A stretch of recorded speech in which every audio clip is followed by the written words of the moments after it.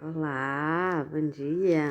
Hoje um pouco mais cedo, né? Errei aqui um pouquinho as horas, mas amigos e amigas, estamos aqui hoje para anunciar a palavra de Deus, continuando, não é, com essa fase dos homens de Deus, falando um pouquinho de alguns homens da Bíblia, de alguns homens que foram heróis bíblicos, de alguns homens que nasceram para o Evangelho, de alguns homens que deixaram a sua marca ali registrada, a sua história registrada, para que nós pudéssemos entender qual seria o propósito de Deus nas nossas vidas, amém? Hoje nós vamos falar dos homens do Novo Testamento. Ontem terminamos com Malaquias. Nós vamos falar sobre alguns homens do Novo Testamento, para podermos assim anunciar a vinda do Senhor Jesus.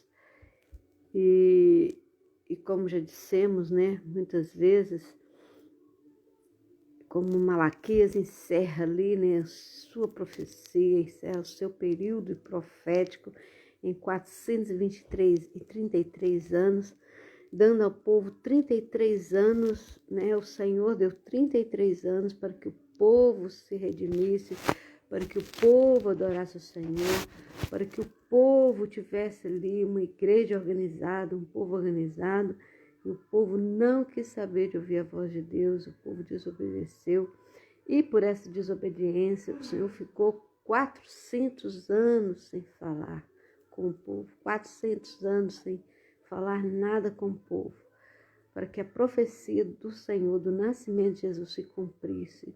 Após 433 anos depois de Malaquias, nós vimos que o período que teve para que o povo se redimisse foi o mesmo período que teve a vida do Senhor Jesus aqui na terra, para que o povo se redimisse. Mesmo assim, o povo continuou a pecar, mesmo assim o povo, até hoje, 2016 anos, 2023 anos, após a morte de Jesus, após o nascimento de Jesus, o povo ainda não acredita que Jesus voltou.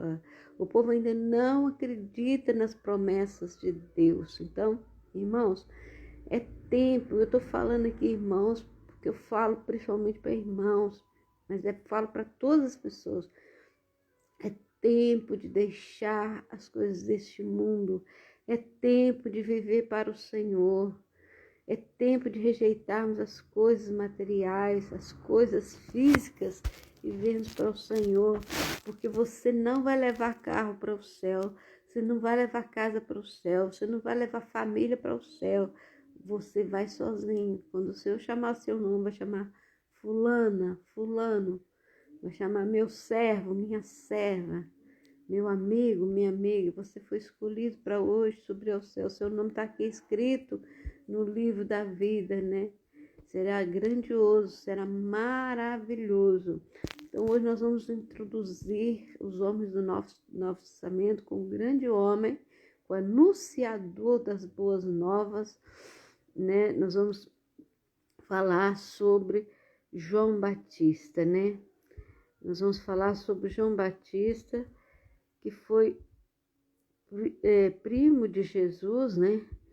E ele disse que ele não era digno nem de desatar as correias dos sapatos do Senhor Jesus, né?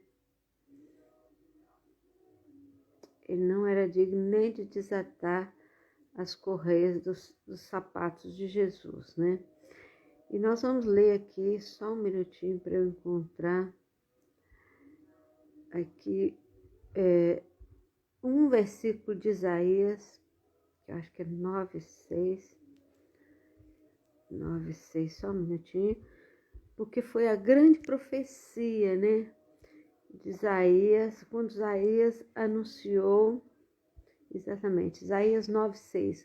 Isaías disse assim: porque o menino nos nasceu, e um filho se nos deu, e o principado está sobre os seus ombros, e se chamará o seu nome maravilhoso, Conselheiro, Deus forte, Pai da eternidade, Príncipe da paz. Um filho se nos deu, um menino nos nasceu, um filho se nos deu. E o seu nome será chamado, né, porque um principado estava sobre seus ombros, uma carga, um peso muito grande estava sobre os ombros dessa criança. E o seu nome será chamado Maravilhoso, Conselheiro, Príncipe da Paz, Pai da Eternidade, Emanuel. Então esse foi o grande anúncio do profeta Isaías.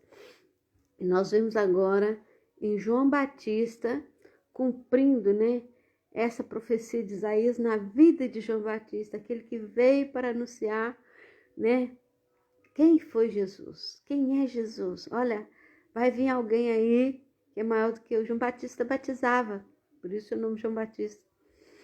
Sabemos quando Isabel, mãe de João Batista, e Maria, mãe do Senhor Jesus, estavam grávidas, as duas crianças mexiam, quando elas encontravam, as duas crianças mexiam no seu ventre, parecia que elas queriam se comunicar fisicamente uma com a outra, porque espiritualmente Deus fazia essa comunicação, né?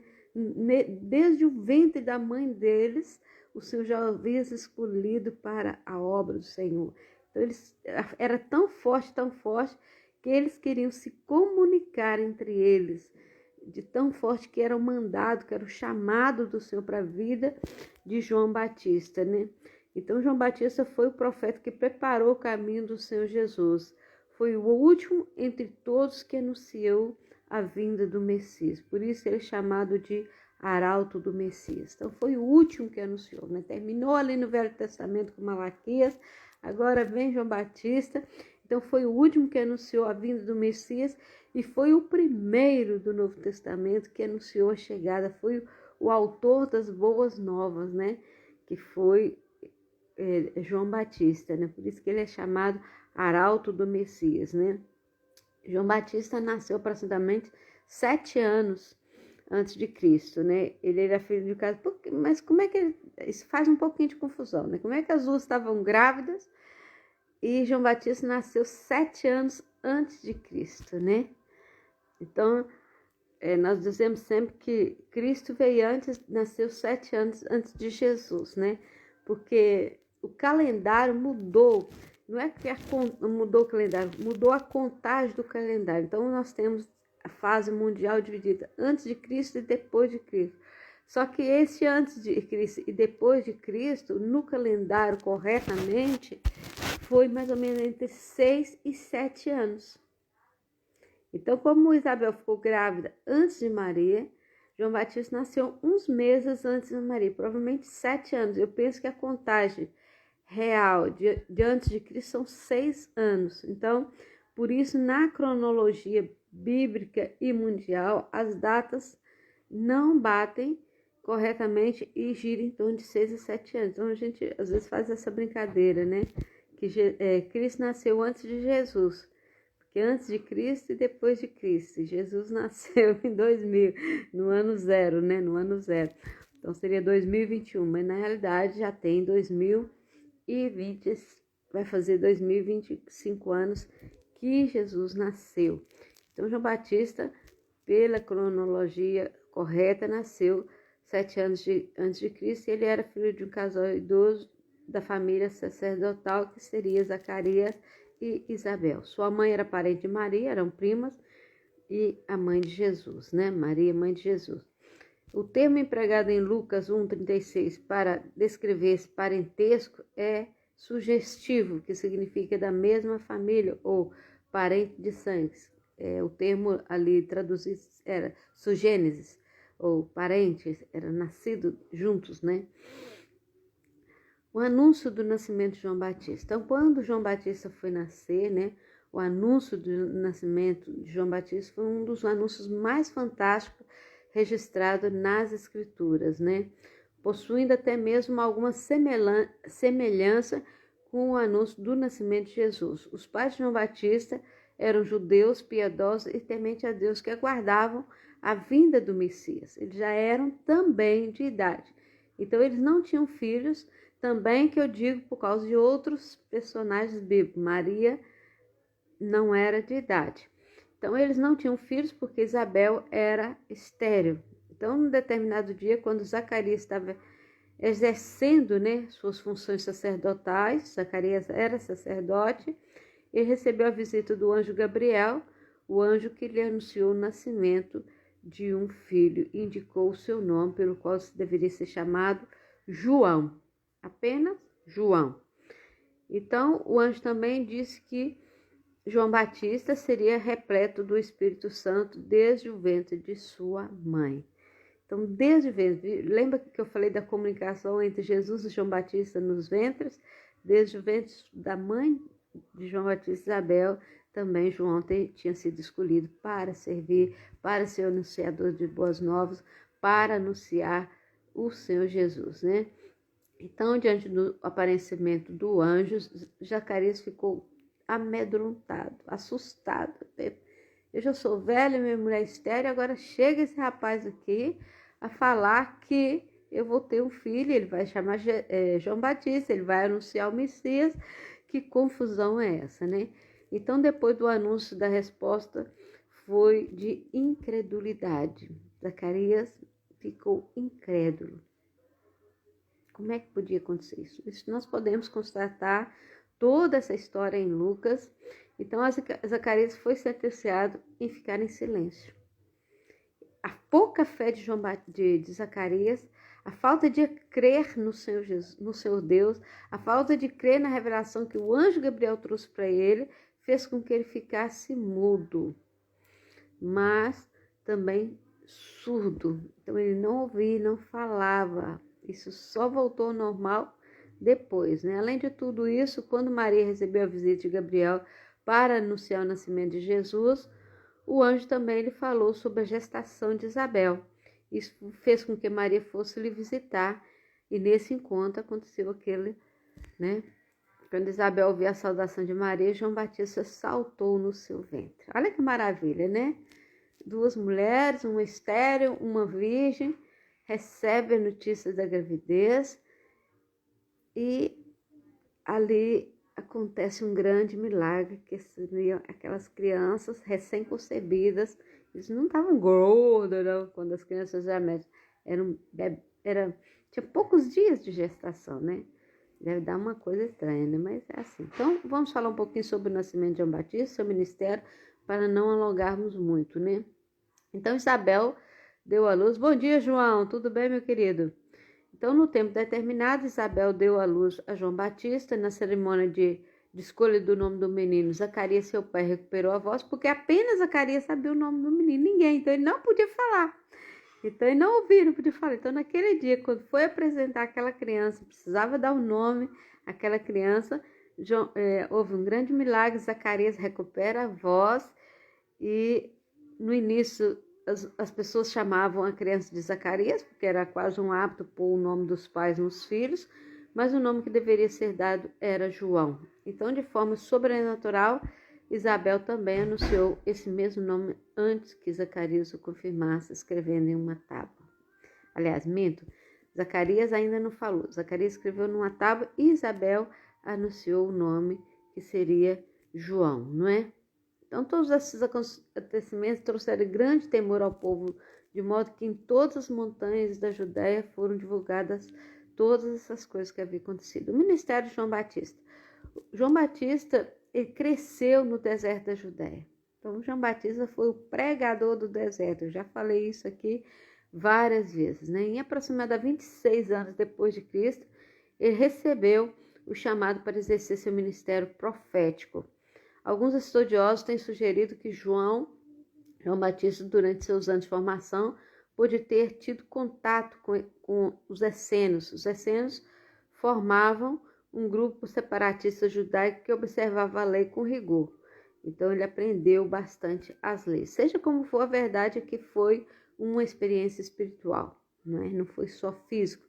João Batista teve uma experiência espiritual, foi preparado espiritualmente para anunciar a chegada do Messias, para anunciar que aquele que estava nascendo era o Messias que viria resgatar a sua igreja, né? Então, João Batista desempenha uma tarefa especial de preparar ao Senhor um povo bem disposto, né? Preparar um povo para receber Jesus. Logo que iniciou seu ministério profético, João Batista começou a ser grandemente conhecido como o pregador do arrependimento. Por isso, tão logo um grande número de judeus se reunia para ouvi-lo. Ele pregava e anunciava as boas novas, ele pregava e anunciava o nascimento, ou digo, não era o nascimento, mas a chegada de alguém, de um rei, né, de um príncipe, de um rei. Por isso as pessoas esperavam um rei cheio de majestade e não um rei filho de um carpinteiro, né? A mensagem de João Batista era dura. Ele cresceu no deserto ali, né, diante de tantas lutas, diante de tantas dificuldades, provavelmente pobre, passando por tantas dificuldades, e ele queria que aquele povo conhecesse Jesus, ele queria que aquele povo tivesse uma vida melhor. Então, a mensagem dele era dura: convertei-vos, raça de víboras. Ele xingava o povo, ele era terrível, mas olha, foi assim que ele ganhou um grande número de pessoas para o Senhor Jesus, né?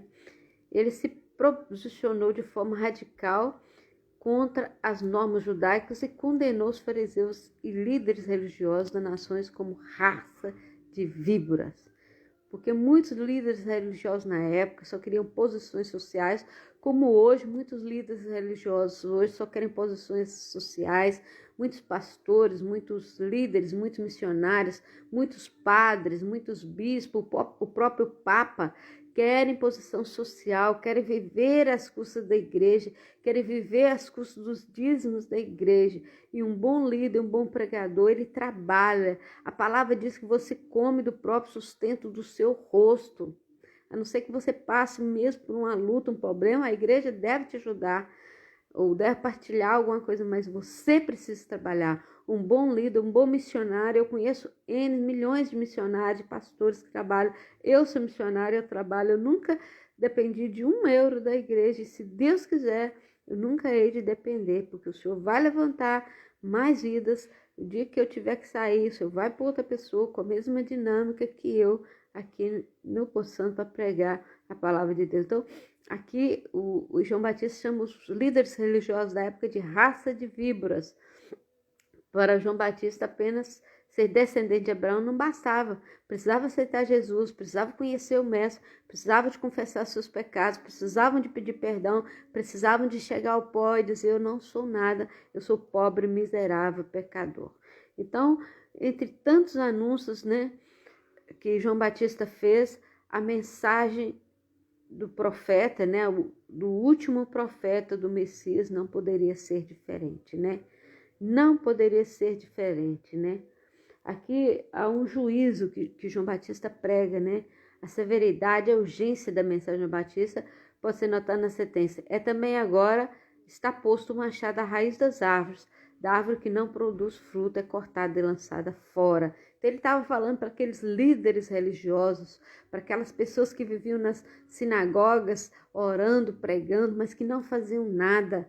Aqui está falando: olha, agora o machado está posto, agora vem aquele que vai pôr vocês em julgamento. Agora vem aquele que vai anunciar a verdadeira salvação. Agora vem aquele que vai trazer a salvação a todos vocês, né? A mensagem de João Batista não poderia ser diferente, teria que ser rigorosa, preparar o povo para receber de Jesus uma palavra de poder. Então, João Batista exerceu o seu ministério no deserto da Judéia, Samaria, Enom, perto de Salim. Ele teve uma atividade de curta duração, mas foi bastante intenso. Ele passou os seus últimos anos na região de Pérea, que pertencia à tetrarquia de Herodes Antipas. João Batista é o batismo e o batismo de Jesus. Então, João Batista, ele estava ali batizando e Jesus chegou e disse: eu também quero ser batizado por você. Quando João Batista falou assim: tu és, você não pode, eu não sou digno, né? Não queria batizar, né? Então, na ocasião do batismo de Jesus, João Batista reconheceu claramente que ele era aquele que estava sendo anunciado em sua pregação, né? Que ele era, embora serem primos, provavelmente eles não se conheciam. Então, aqui João Batista viu que aquele era o Messias, aquele era quem ele anunciava. Então, foi nesse mesmo instante, de forma sobrenatural, o Espírito Santo desceu sobre a vida de Jesus e do céu ouviu uma grande voz: tu és meu filho amado, em quem me comprazo, em quem eu tenho amor. Então, ali dando um sinal para João Batista, dando um sinal para as pessoas que, olha, esse é o Messias, é esse que João Batista anuncia, é esse que os profetas anunciaram. Chegou o grande dia do início do ministério do Senhor Jesus, né? A personalidade de João Batista, né? João Batista tinha uma personalidade forte, tinha uma personalidade vigorosa, algo que condiz com a própria singularidade da mensagem que programava, porque ele precisava ser rígido, ele precisava ser forte, ele precisava ser autêntico, né? João Batista se vestia bastante simples, né? Tanto que alguns textos falam que ele comia mel e gafanhoto no deserto, ele usava vestes feitas de pelo de camelo, usava cinto de couro ao redor de seus ombros. O próprio Jesus fez menção na foto ao fato de que João Batista não usava vestes finas, né? Ele usava coisas muito simples, né? E João Batista tinha alguma semelhança com os narizeus, com uma proibição de tocar em bebidas. Ele tinha levado muitos... Ele era estudioso, né? E ele tinha mais ou menos a vida que Sansão tinha, né? A alimentação de João Batista, ele simplesmente comia mel silvestre e gafanhotos. Alimentos fortes, alimentos saudáveis. O gafanhoto tem muita proteína. Se você quiser muita proteína, coma gafanhoto. O mel também, que dá bastante energia, que tem muita vitamina. Logicamente que não seria só isso que ele comia, mas a Bíblia fala que ele comia mel e gafanhoto. Logicamente, ele não sobreviveria também só comendo isso, né? Era muitas vezes o que ele encontrava no deserto, né? Muitos diziam que João Batista era Elias, né? Isso é uma dúvida que surgiu, né, no tempo de João Batista, em João 12, 21. No entanto, de forma figurada, ele pode se identificar com Elias, mas João Batista não era Elias, né? João Batista morreu de uma forma trágica, como todos morriam naquela altura, né? Parece que João Batista levantou suspeita com Herodes e com a mulher de Herodes. Então, Herodias, esposa de Herodes, ficou particularmente aborrecida com João Batista e ela desejou ter João Batista, a sua cabeça, numa bandeja. Então, Herodes não estava disposto a matar João Batista, mas num determinado dia, Herodes Antipas acabou fazendo um juramento à filha de Herodias e foi obrigado a entregar, porque ele falou que tudo que ela pedisse, ele a daria, e foi obrigado a entregar a cabeça de João Batista numa bandeja no dia da festa, ok? Mas o mais importante de João Batista é que ele anunciou Jesus. Ele foi o grande profeta, o último profeta a anunciar a vinda de Jesus e o único profeta que anunciou a vinda de Jesus e que ficou ao lado de Jesus. Olha que maravilha! O único profeta que anunciou a vida de Jesus, que presenciou a vinda de Jesus e que ali esteve lado a lado com Jesus, anunciando a palavra do Senhor, não é? Desde o ventre de sua mãe tu fosse escolhido.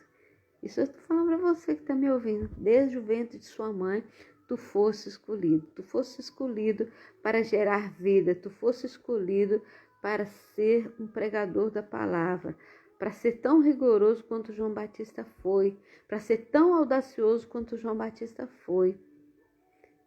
Você não precisa perder tempo, você não precisa ter medo, porque o Senhor é contigo. Hoje o Senhor te chama para anunciar Jesus. Hoje o Senhor te chama para aceitar Jesus. Hoje o Senhor te chama para pedir perdão pelos seus pecados, para confessar que Jesus Cristo é o seu Salvador. Hoje vamos começar uma nova história e a nova história começa na sua vida. Esteja atento, ouça os sinais, veja os sinais, perceba o tempo que nós estamos vivendo. Nós estamos vivendo o tempo do fim. Esta é a anunciação da palavra de Jesus. Hoje é tempo de salvação, porque Deus amou o mundo de tal maneira que deu seu Filho unigênito para que todo aquele que nele crê não pereça, mas que tenha a vida eterna. Esta é a palavra do Senhor e que Deus te abençoe e você é impressão digital de Deus. Vamos orar? Senhor, que haja salvação na minha casa, que haja salvação na casa de cada ouvinte. Salva a vida do João Alves, salva a vida de todos nós, salva a vida daqueles que nos ouvem, Senhor.